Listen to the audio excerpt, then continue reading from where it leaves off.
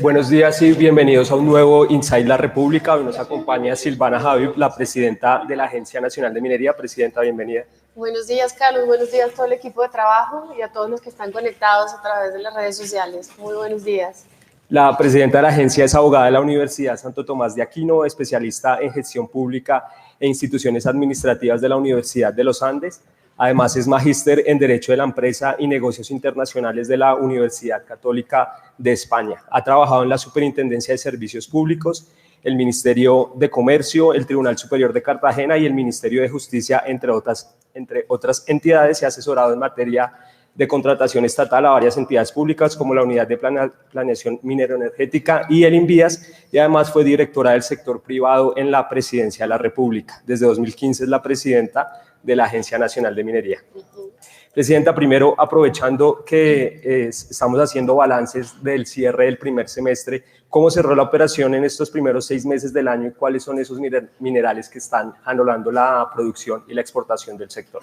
Bueno, Carlos, antes de hablarles de la producción, quiero decirles cómo está la minería en general en nuestro país, pero minería quiere decir cómo se está haciendo la actividad minera, y esta la estamos trabajando bajo un concepto de minería integral. ¿Qué significa esa minería integral? Es que una minería que tiene un ADN social, una minería que es sostenible con el medio ambiente, obviamente competitivo y rentable, pero además tecnológicamente sustentable. Bajo ese concepto de minería integral es que se está promoviendo la minería del gobierno nacional.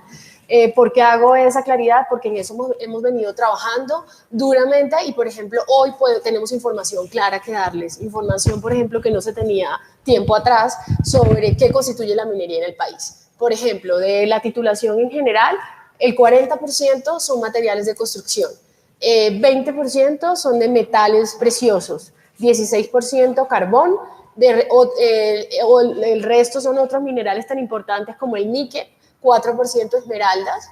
Otro dato que también importante quiero contarles es que de esa titulación, el 90% es pequeña y mediana minería, solo el 2% es gran minería y un 7% lo constituyen las autorizaciones temporales que se le dan a los alcaldes y a las entidades públicas para la construcción de obras públicas, mantenimiento y rehabilitación. Ese es el panorama que tenemos. Esa minería la estamos haciendo bajo un concepto de minería integral. Y ahora sí hablemos de cómo cerró el primer trimestre del año, que es lo que reportamos, las cifras que tenemos. Y la noticia es que el carbón sigue siendo el mineral estrella y estratégico del país, ya que sigue aportando la mayor parte en las regalías. El 88% lo constituye las regalías de carbón. ¿Y cómo cerró? Cerró con comparación con el primer trimestre del año anterior, del 2018, con un aumento del 6%. Tuvimos un aumento que sigue siendo el carbón el jalonador de esta actividad minera. Otro dato importante, níquel tuvimos una baja del 12%, pero eso es más que todo en la producción por el PIB que se habló de la esmeralda, que tuvo una baja en el tenor, eso hizo una baja en níquel. En oro tuvimos un aumento del 20%. Oro está constituido, ustedes saben, como títulos mineros más minería de subsistencia. Hubo un aumento en los dos. En oro más que todo es minería tradicional, minería artesanal. Somos un país tradicional de oro, donde la minería se hace más de manera artesanal.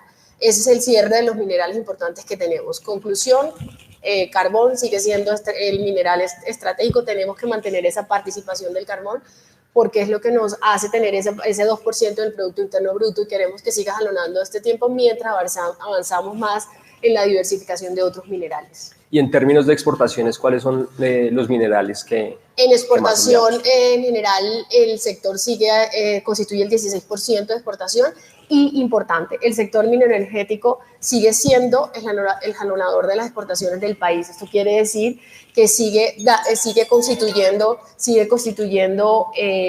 una fuente generadora de empleo, de riqueza en las regiones, y por eso es que aumentó el sector mineroenergético en un 5%, el total, y en carbón un 20%. Perfecto. Uno ha visto una caída en los precios internacionales del carbón. ¿Esto no ha afectado la producción aquí en el país? Tenemos una coyuntura importante de precios bajos en carbón.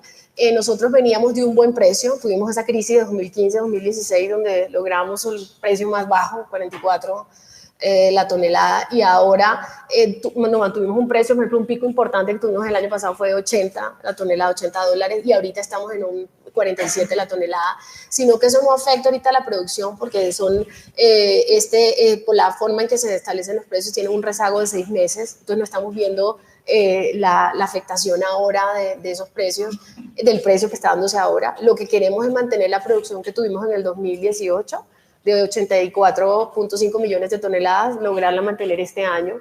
Tenemos que trabajar y acompañar los proyectos de gran minería que están en Cesar, Guajira y en el centro del país, para que estos proyectos, a pesar de la crisis, logren mantener la producción. Es difícil por el precio, pero esto ¿cómo lo hacemos? Para que cumplan sus planes mineros.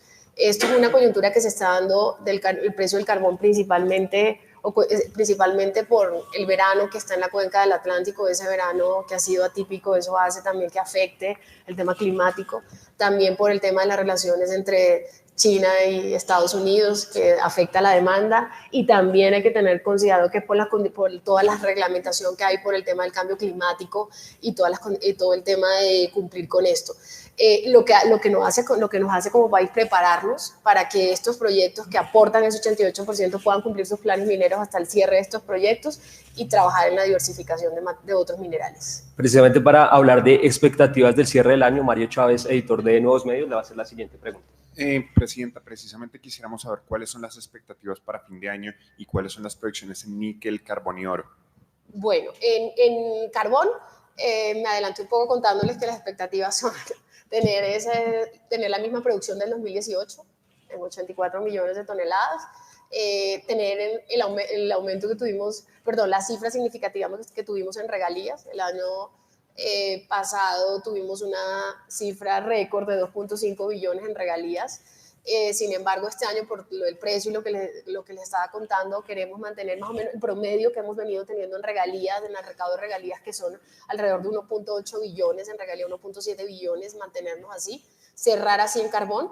En oro, el año pasado tuvimos 35.5 toneladas de oro. Este año pensamos subirla un poco, pero la gran apuesta no está en el 2019, sino mantener esa producción, sino 2020, que como lo reportamos hoy en el diario La República, queremos es lograr un aumento en la producción de oro del 26%. ¿Por qué? Porque ya tenemos un proyecto de mediana minería que entró en Antioquia, que nos registra en esa producción de oro un 0.8%, se va a mantener, pero lo que estamos expectantes es la entrada en producción de ese proyecto de talla mundial de minería en Buriticá, Antioquia, que eso serían promedio en primer año, segundo año, 9 toneladas más de oro. Entonces la gran apuesta es de oro, lograr mantenernos en la producción del año pasado, pero a cierre de 2020 tener un aumento del 26%, 44 toneladas de oro. ¿Y en el caso del níquel? Y el caso del níquel, el níquel logramos un aumento el año pasado importante en la producción. Este año al menos logramos mantener la producción que tuvimos el año pasado. Está difícil por lo que les dije del PIB de la Esmeralda. Tuvimos 94 millones de libras. La idea es lograr mantener el promedio que veníamos, al menos tener 80 millones de libras o algo así en níquel, pero pues tuvimos esa baja. Lilian Mariño, editora de Empresas, le va a hacer la siguiente pregunta. Tengo varias preguntas. Una es, en carbón, la meta hace algunos años era llegar finalmente a las 100 millones de toneladas. ¿Eso cuándo se va a lograr o ya es una meta que no se alcanza? Sí, buena pregunta, lo logramos. De hecho, tuvimos una cifra récord el año pasado. Y 2017-2018 fueron cifras récord en la producción de carbón. Perdón, el año pasado no, el año pasado fue 84 millones de toneladas. La cifra récord fue 2017, que fueron casi 90 millones de toneladas. Yo veo difícil que logremos las 100 millones de toneladas en esta época por lo que les dije de la coyuntura del precio. No es coyuntura, por el precio no sabemos el comportamiento.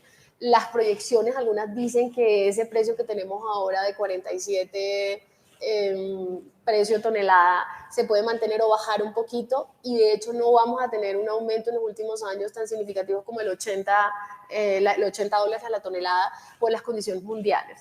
No depende de nosotros, se saben que no somos tomadores de precios. y la producción, la producción, mejor dicho, depende mucho del precio y también la metodología que se establezca, pero más que todo el precio y producción. También hay unos temas climáticos que son complicados y por eso estimamos más allá de las 100 millones de toneladas es lograr que ese carbón, que es nuestro mineral estrella, que son proyectos que vienen consolidados de muchos años atrás, lograr que siga siendo un jugador importante en el mercado natural que es Europa. Nosotros somos el cuarto país exportador de carbón, tenemos el 10% del mercado marítimo, entonces queremos seguir manteniéndolo en realidad en carbón. ¿Y por qué? Porque tenemos un carbón de mucha calidad, un carbón, estoy hablando del térmico, ahora hablo del metalúrgico. El térmico tenemos un carbón de poder calorífico que es en el mundo apetecido porque tiene bajo contenido de azufre. Entonces queremos seguir cubriendo esa demanda en Europa. Sabemos que están en la transición energética, sabemos que cada día se va a requerir menos carbón, pero las cifras que tenemos de la Agencia Internacional de Energía es que hasta el año pasado cerró la necesidad de carbón un 38%, y en el 2030 se va a hacer un 38%, en el 2030 van a ser un 26% de carbón que se va a necesitar. Entonces, a 2040 tenemos cómo seguir sacando nuestro carbón para esos mercados naturales y queremos seguir manteniéndolo. 100 millones de toneladas, ojalá se nos den algo, pero lo veo complicado mantenernos en eso. Ok, y la otra pregunta es sobre oro y cobre, digamos que se venía hablando del potencial que tiene Colombia. ¿Qué tanto, digamos, si ustedes ya conocen que sí se va a poder extraer y cómo impulsar estos proyectos? En oro tenemos mucho, el oro es a cierre de 2020-2021 tener una producción de 44 toneladas de oro, y lo queremos es aumentar la producción también en títulos, no porque no sea importante la minería de subsistencia, es importante, estamos trabajando muchísimo en eso, luego más adelante si quieren hablamos de eso y la minería tradicional, pero son proyectos que nos van a cambiar la posición como país en oro de productores, tanto en Latinoamérica como en el mundo. Ahorita en Latinoamérica queremos pasar del puesto 6º al 5º con esa producción, y en el mundo también pasar de un puesto que tenemos, llegar a ser 16 en el mundo, 15 en el mundo, que estamos ahorita como el 23 en el mundial o algo así. Entonces que nos empecemos a ser jugadores más importantes en oro. Para eso tenemos Buritica, proyecto en Antioquia, que está un 70% en su construcción y montaje, y tenemos todas las expectativas que empiecen en el 2020 con una producción primero de 9 toneladas anuales. Los proyectos más importantes de oro están en Antioquia, de esos de gran minería y mediana minería. Eso en oro lo queremos hacer, y que los demás proyectos avancen porque vienen en etapa de exploración, una etapa ya para construcción y montaje. Ahí tenemos que hacer un trabajo que me puedo hablar después sobre eso. Trabajamos en lo que les decía, el concepto de minería integral. Trabajamos en la transformación que hemos venido haciendo desde la agencia, en una transformación digital.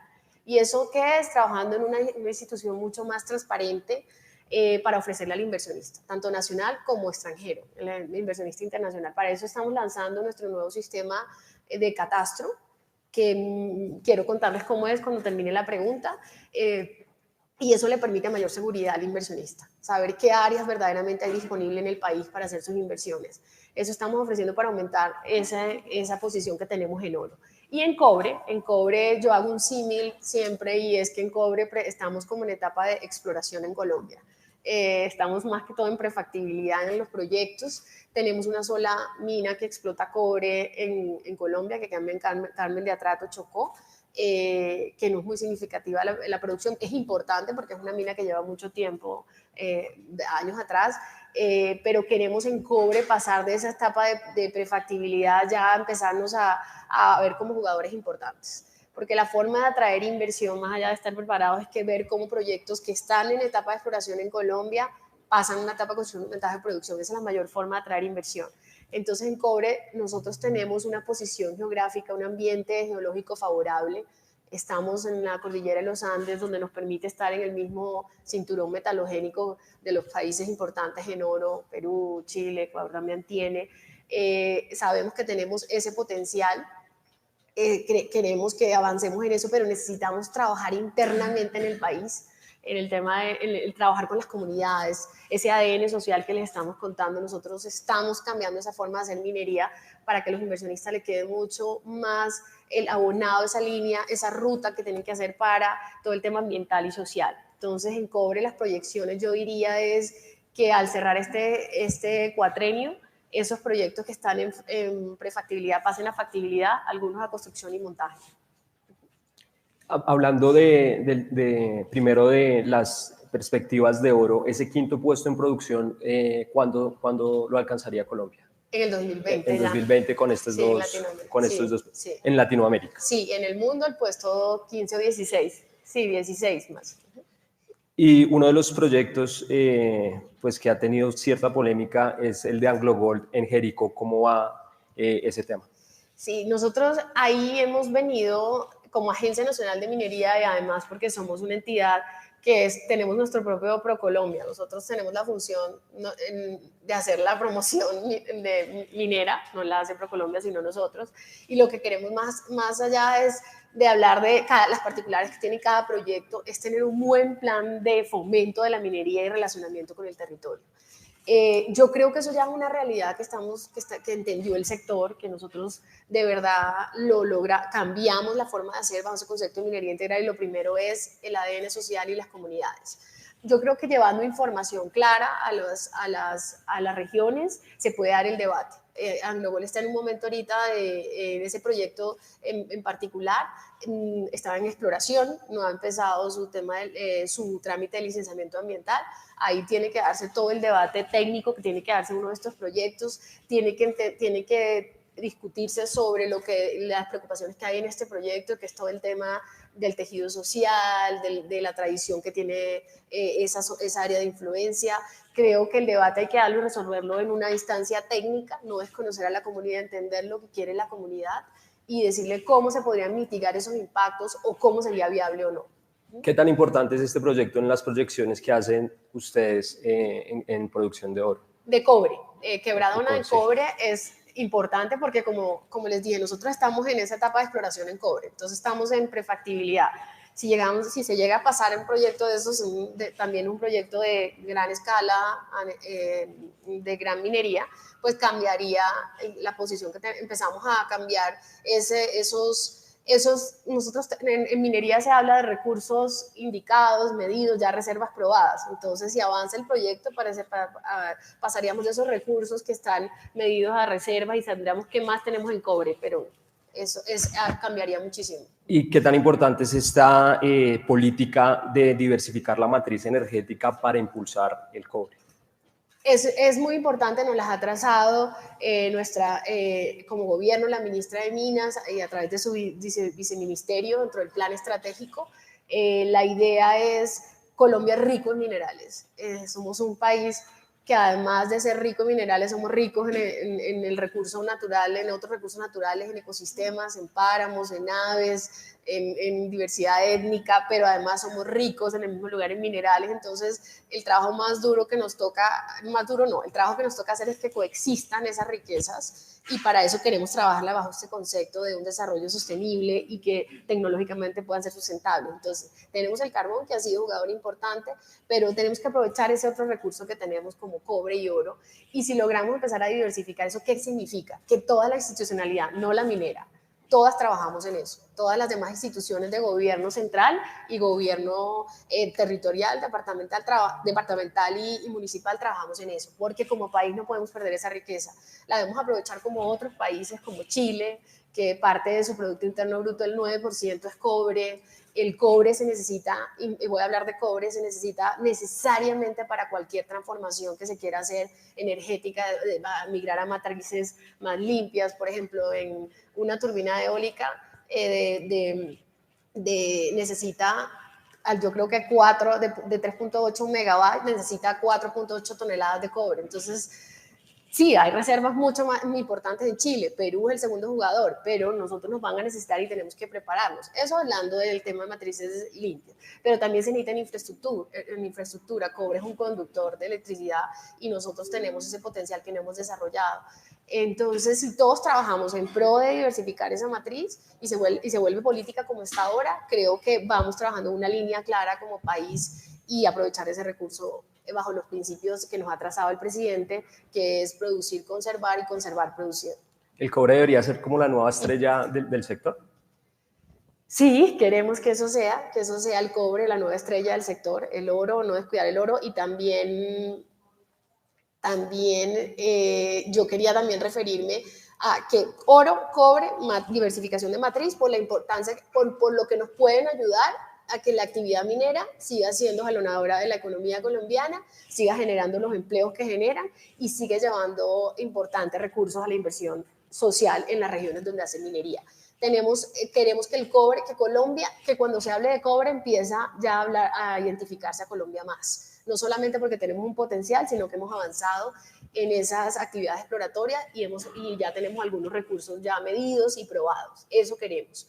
Y en otras regiones trabajar con otros minerales importantes también, como les dije, por ejemplo, fosfato en Huila. Es importantísimo para esa región de Huila. Fosfato es importante para todo el tema ornamental, pero también para la seguridad alimentaria. Entonces, porque es todo el tema de abono.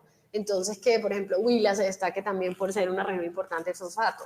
Otros, por ejemplo, en materiales de construcción que necesitan materiales de construcción para la construcción de vías terciarias y secundarias. Sabemos que si no hay vías, también para la minería se afecta el tema de infraestructura. Entonces, queremos destacarnos en otros minerales, pero sí decir que el cobre empieza a ser protagonista por la demanda mundial y así nos volvemos una minería de talla mundial y continental. Perfecto. Tatiana Arango, editora de Ocio, le va a hacer la siguiente pregunta. Usted nos contaba al inicio del Insight que los materiales de construcción tienen 40% de la titulación, ¿verdad? Lo que quiero preguntarle es, ¿cree que estos minerales van a seguir teniendo un boom a pesar de la caída del sector constructor o cuáles son las perspectivas de los materiales de construcción? Sí, tenemos que seguir trabajando en el otorgamiento de títulos de materiales de construcción, de autorizaciones temporales, porque a pesar de que la construcción tuvo un bajonazo y que se van a necesitar. Los materiales de construcción se necesitan siempre, todo el tema de viviendas, de vías, siempre, o sea, casi que uno podría decir el comportamiento ha sido el mismo. El 40% de los títulos mineros así se ha ido haciendo de pequeña y mediana minería por la necesidad. Acuérdense que cualquier proyecto de vías y de infraestructura, el tema de costos es lo más importante y sobre todo el transporte de materiales. Entonces, mientras más cerca esté la cantera, pues el proyecto es más viable. Entonces, y esto ayuda mucho al desarrollo económico de las comunidades, de la región, del municipio, del área de influencia. Yo creo que sí, va a seguir siendo un jugador importante. No tanto, necesitamos mucho que se active la construcción para que este sea un jugador mucho más importante, pero yo diría que lo más importante en materiales de construcción es trabajar como lo hemos venido haciendo en asociación con el gremio de materiales de construcción del sector, con la DIAN, con las demás autoridades de control en la legalidad de los materiales de construcción. Porque si trabajamos más en que no se va el pago de impuestos, de regalías, en que se respete la cantidad de lo que se puede transportar por nuestras carreteras, verdaderamente va a marcar cifras importantes esto, porque cuando hay tanta ilegalidad, si ustedes ven el número de títulos y de todo, no es tan importante el registro, pero estamos trabajando mucho en darle legalidad a este sector. Pero va a ser muy importante y como agencia nos dedicamos mucho a ayudar a los alcaldes, a los departamentos a que tengan materiales de construcción, a agilizar trámites para que puedan hacerse esa construcción de viviendas y de infraestructura. Sobre inversión, Gabriel Forero, editor de finanzas, le va a hacer la siguiente pregunta. Sí, Presidenta, quisiéramos saber al corte del primer semestre si hay una cifra de cuánto ha registrado el sector en materia de inversión, cuáles son las perspectivas a final de año y cómo podría entonces incrementarse teniendo en cuenta esto que nos hablaba del tema del catastro. Bueno, en inversión extranjera constituimos casi como del total del sector minero, como el 17% de la inversión extranjera. Hemos tenido buenos años, el año pasado y tuvimos una inversión en 2015 y 2016, ¿se acuerdan? Nos registrábamos inversión, ahora cerramos 1.700 millones de dólares el año pasado, y lo que llevamos ahorita de inversión comparado sería un aumento en el primer trimestre del año anterior del 16%, y si lo comparamos como cerró en el cuarto trimestre del año pasado con lo de ahora, sería un aumento del 60%. Hay una inversión importante. Pero esa inversión extranjera se está dando en proyectos ya instalados, en comprar participaciones en proyectos que ya vienen en etapa de exploración o construcción y montaje. Porque esa es la que traemos, que avancen los planes mineros de estos proyectos que ya están instalados en el país, entonces adquieren inversión. Por ejemplo, el proyecto Uritica que les hablaba, que va a cambiar la producción de oro significativamente. El año pasado fue por una inversión que se hizo parte del 19% de la participación en este proyecto de Newmont, que es un jugador importante en oro, un jugador mundial. Y por ejemplo, ahorita en cobre, que es lo que queremos también, una empresa, First Quantum, que compró un proyecto en Panamá casi de $100.000 millones, compró el 10% de Minera Cobre, que es un proyecto que se encuentra en la zona del Chocó. Entonces, esa inversión que tenemos es o en los planes mineros de carbón que se hacen esas inversiones o en proyectos que ya están instalados. Queremos nosotros seguir manteniendo esa estrategia. ¿Por qué? Porque queremos seguir que esos proyectos que ya están instalados en el país salgan adelante y se vuelvan ya en etapa de producción, y eso llama más inversión.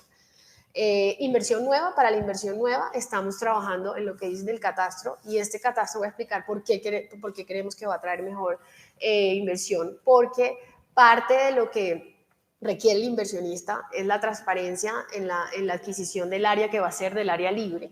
El catastro de nosotros venía funcionando sin un sistema de cuadrícula. Ahorita, en el 1 de noviembre que empieza a funcionar este catastro, ya adoptamos una cuadrícula, pero este sistema va a empezar a utilizar esa cuadrícula minera. ¿Eso qué quiere decir?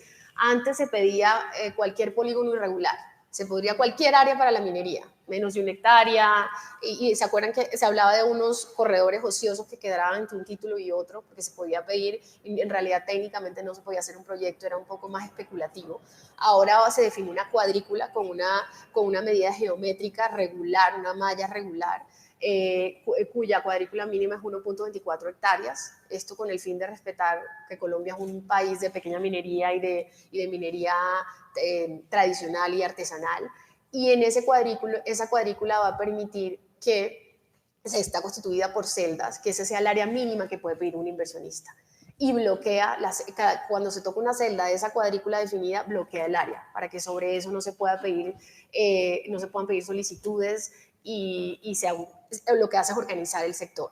Otra cosa importante de este catastro es que en esas cuadrículas también, para definir esa cuadrícula, se tienen en cuenta las áreas excluidas de la minería, las áreas restringidas. Entonces hay unas capas de áreas excluidas, áreas restringidas y unas capas informativas. Entonces esa cuadrícula va a estar definida, y de una vez ya queda excluida las áreas donde no se puede hacer minería, quedan bloqueadas, congeladas. Las áreas restringidas informan que se debe tener un permiso. Y eso es en cuanto a la cuadrícula minera. Es una buena práctica, un buen estándar en el proceso de titulación, que lo tenían la mayoría de los países donde se hace minería. No la teníamos en Colombia, la tiene Perú, Canadá, España la tiene. Este sistema que vamos a empezar a utilizar en el país ya lo usan muchos países, lo usan 9 provincias de Canadá, el último fue la empezó a utilizar Ontario. Es un sistema con altos estándares de seguridad, tiene un sistema de geoprocesamiento, y la buena noticia es que aparte de esa cuadrícula va a ser la ventanilla minera que se ha esperado, la única ventanilla minera, porque es un sistema transversal en toda la agencia. Ahí, por ejemplo, voy a hablarles de un usuario como titular y luego como ustedes. Un usuario titular puede ingresar con un código único y ver cómo va su solicitud, puede ver si ella es un titular, qué obligaciones tiene pendiente, le llegan las notificaciones. Y también ese otro tipo de usuario es un periodista, la sociedad civil, un organismo de control que quiere ver en el mapa exactamente dónde hay una explotación, dónde hay un título, qué tipo de mineral, cuántas hectáreas concedidas. Eso no lo tenemos ahora, que nos hace tan difícil la credibilidad en el relacionamiento con el territorio, porque si es una información en tiempo real y en línea, la puede ver cualquier ciudadano. Eso es importante. Y para el inversionista, y cierro así, el inversionista ya no va a tener un sistema ciego. El inversionista, cuando entra al sistema, ya selecciona el área donde ambiental y, en principio, solo con labores de prospección, técnicamente se puede hacer un proyecto, ya para empezar las etapas del ciclo minero. Este sistema regula todo el ciclo minero. Yo creo que es el verdadero cambio y revolución del sector. Es un gran sueño cumplido en el sector desde el 1 de noviembre, y estamos enfilándonos a que el sistema sea lo más exitoso posible y nos sirva para, eso lo llevamos en la última feria, la gran feria mundial exploratoria que se hace en Canadá, en Toronto, lo llevamos mostrándoselo a los inversionistas y recibimos muy buena muy buen ambiente y que lo estaban esperando en Colombia. ¿Este catastro minero ayuda a reducir la minería ilegal?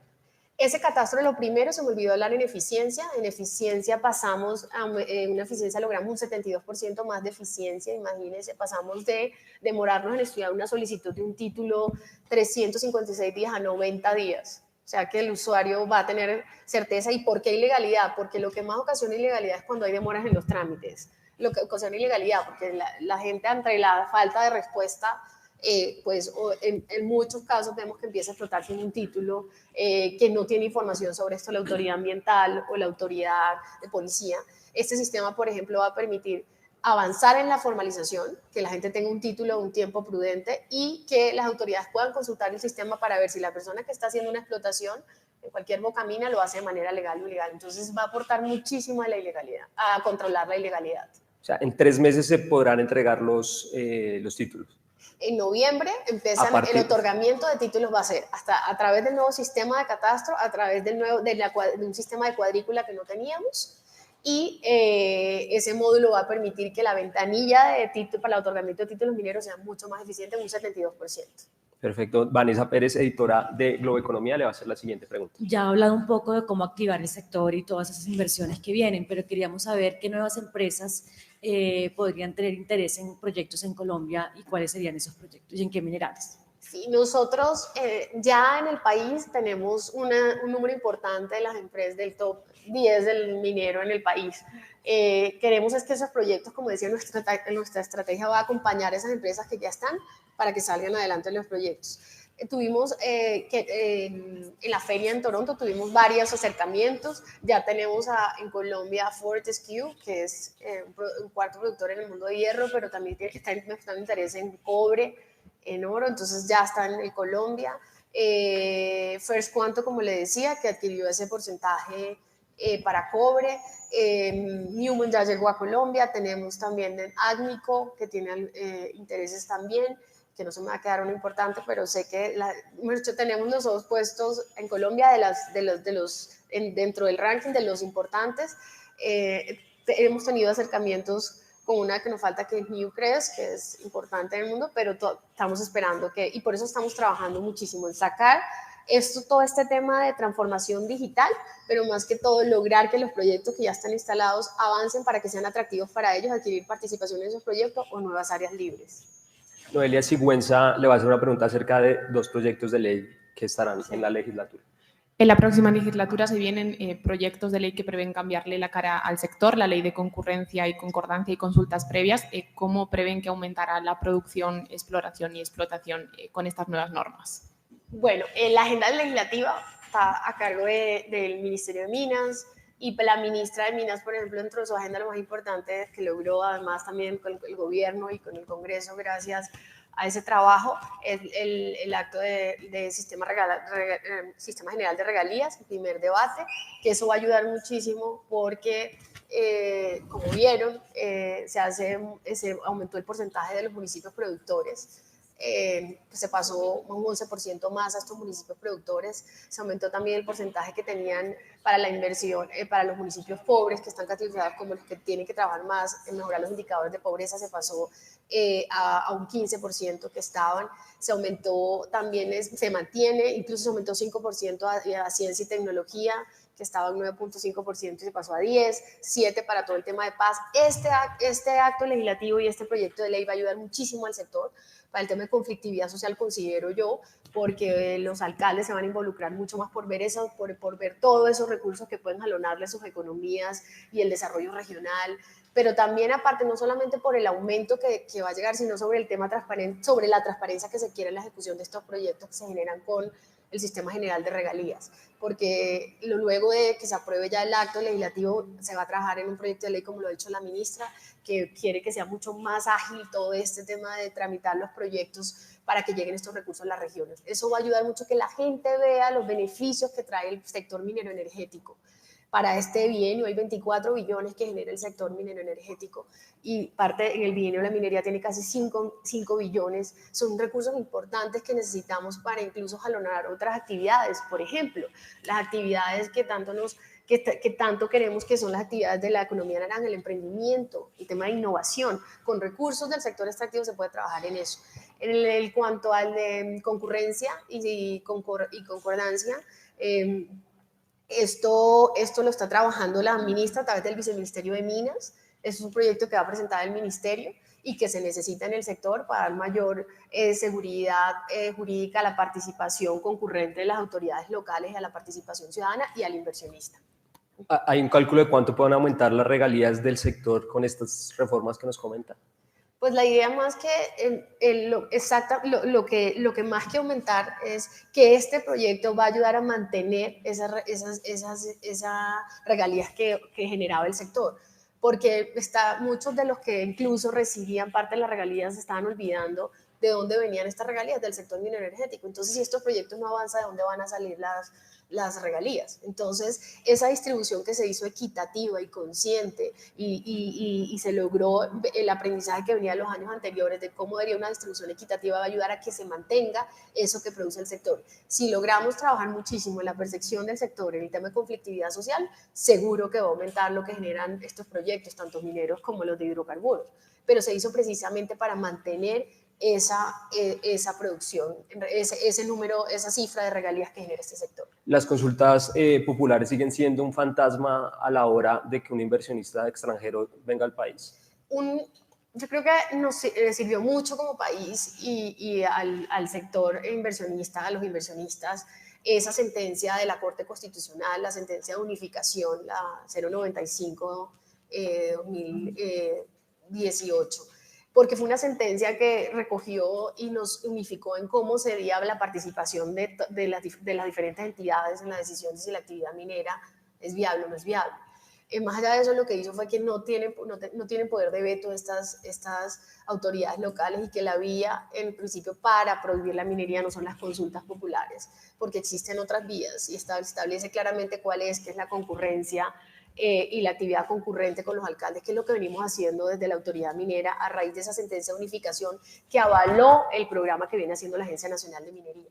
Dijo que la Agencia Nacional de Minería debería mantener ese programa de relacionamiento que tiene con el territorio y robustecerlo con unos criterios que dio, unos criterios que van muy enfocados a cumplir todos esos principios de desarrollo sostenible, a mantener una relación permanente con el territorio, un enfoque territorial, un plan de gestión social, una política de enfoque de género, una política que demuestre en toda la trazabilidad el respeto a los derechos humanos. Y esa política es la que nos ha llevado hoy que la Agencia Nacional de Minería no entregue un contrato de concesión sin antes hacer una actividad de manera participativa con las autoridades locales, donde participan concurrentemente con información veraz para ver cuál es el área susceptible para la minería. Se han hecho más de 200 ejercicios con los alcaldes donde han dicho sí a la minería.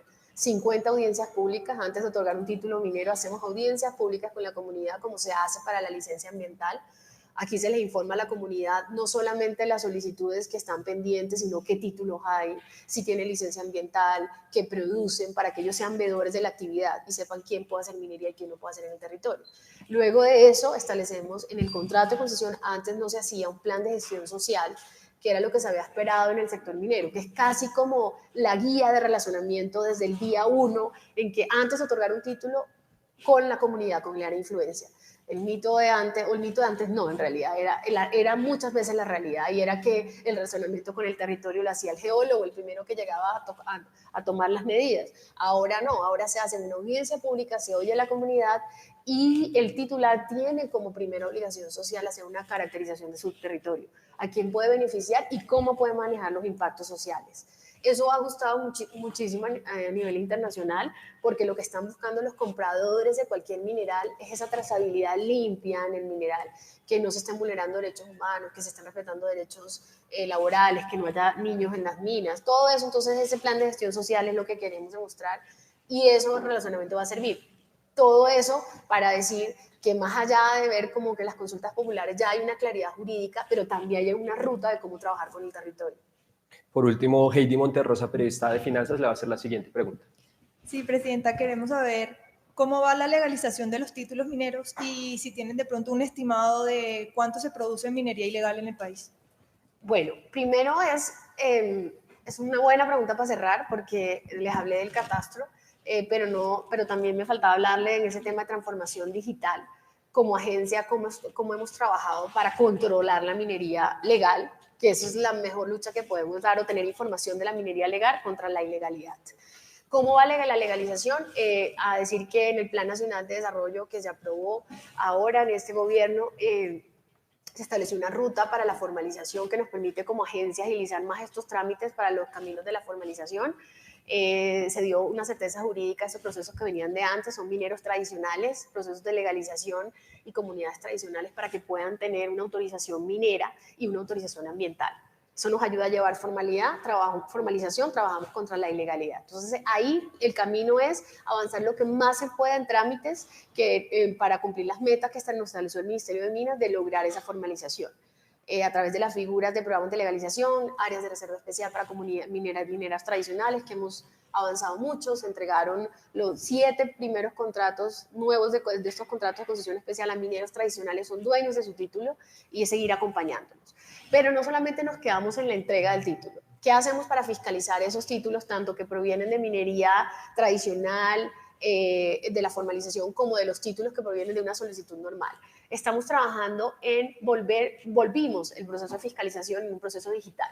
Esto es toda una herramienta que tenemos que se maneja desde Bogotá, pero que llega a las regiones con información cuando se hace la fiscalización a través de un sistema que fiscaliza de manera digital, que el fiscalizador esté haciendo una labor debida en el área del título, lleva una información ambiental para que se haga en la zona donde se puede hacer, una información del área que está titulada, en caso tal de que no esté haciendo el área titulada, se tomen las medidas, y a ese proceso de fiscalización le metimos unas imágenes satelitales que podemos controlar en esos sitios donde no podemos llevar por la seguridad. Por ejemplo, en el sur de Bolívar fiscalizamos los títulos y con fundamento en eso podemos caducar títulos donde están haciendo minería por fuera del área del título. Y esa información se la damos a las autoridades de policía. Y tenemos también un centro de monitoreo importante de Bogotá que incluye esas imágenes satelitales y un proyecto que estamos desarrollando de control a la producción. Que los sistemas de información de los proyectos de gran minería por ahora se hablen con los nuestros y sepamos la producción en tiempo real que tienen estos proyectos, y la idea es pasarlo a la pequeña y mediana minería. Con todo lo que les estoy contando de tener un sistema transparente del catastro, que sepamos quién tiene un trámite, quién tiene un título, quién puede explotar. Con la fiscalización a través de transformación digital, con eso controlamos con la legalidad y tenemos información de la legalidad para combatir la ilegalidad. Tenemos convenios, firmamos un convenio con la Unidad de Inteligencia, de Contrainteligencia del Ejército la semana pasada, para que ellos tengan esa información y llegar a terreno con información segura. Tenemos convenio con la Fiscalía y tenemos convenio también con la Registraduría para todo el tema de la certeza en datos. Y otro dato muy importante que les interesa mucho, más allá de las cifras que tenemos, que la tienen las autoridades de policía del tema de ilegalidad, es que como Colombia hemos venido dando cumplimiento a las guías de diligencia de la OSDE, que entramos y ¿qué quiere decir eso? Que tenemos ya un registro de trazabilidad del origen lícito del mineral, que es el RUCON. El RUCON empezó un tiempo atrás, pero hoy, por ejemplo, tenemos una trazabilidad que nos permite decir la producción de oro, si proviene, vamos a hablar de oro, que es como lo que más le interesa, si proviene de barequeros, si proviene de títulos, si proviene de programas de formalización, sabemos el origen de esa producción de oro, pero aparte tenemos un registro de los comercializadores, donde los comercializadores tienen que estar registrados en la agencia y tienen que demostrar una información financiera mínima y tienen que tener un certificado bancario. Eso nos permite tener información, por ejemplo, de los comercializadores y de los explotadores autorizados para dárselo a las autoridades de policía, la UIAS, para combatir la ilegalidad. Ahorita lanzamos la semana pasada un desarrollo de esa herramienta que permite tomar información de los comercializadores para el control de topes en la producción de los minerales. En oro, por ejemplo, que hay un tope establecido para los barequeros y la minería de subsistencia mensual y anual. Entonces, mientras más avancemos en todos esos sistemas de información, en la eficiencia de la información, en el tiempo real de la información, con transformación digital, cumplimos lo que quiere nuestro Plan Nacional de Desarrollo del presidente, es la legalidad. Llevando legalidad, creo que podemos combatir la ilegalidad. ¿Y hay un estimado de cuánto producen estas minas ilegales? No, las minas ilegales, como no las controlamos, tenemos la del barequero, que tenemos el porcentaje, la de barequeros, la de titulares y la de programas de formalización, que está distribuido mitad en títulos, la producción, y mitad en minería y subsistencia. Perfecto, con este balance damos por finalizado este Insight. Muchas gracias a quienes nos acompañaron a través de nuestra página web, a la sala de redacción y a usted, Presidenta, por aceptar esta invitación. No, ustedes muchísimas gracias, al equipo de trabajo, muchas gracias por su pregunta y enterar al país de la actividad minera, que sigue siendo muy importante, y de ese concepto de minería integral que queremos que conozca el país y nos ayude a defenderlo.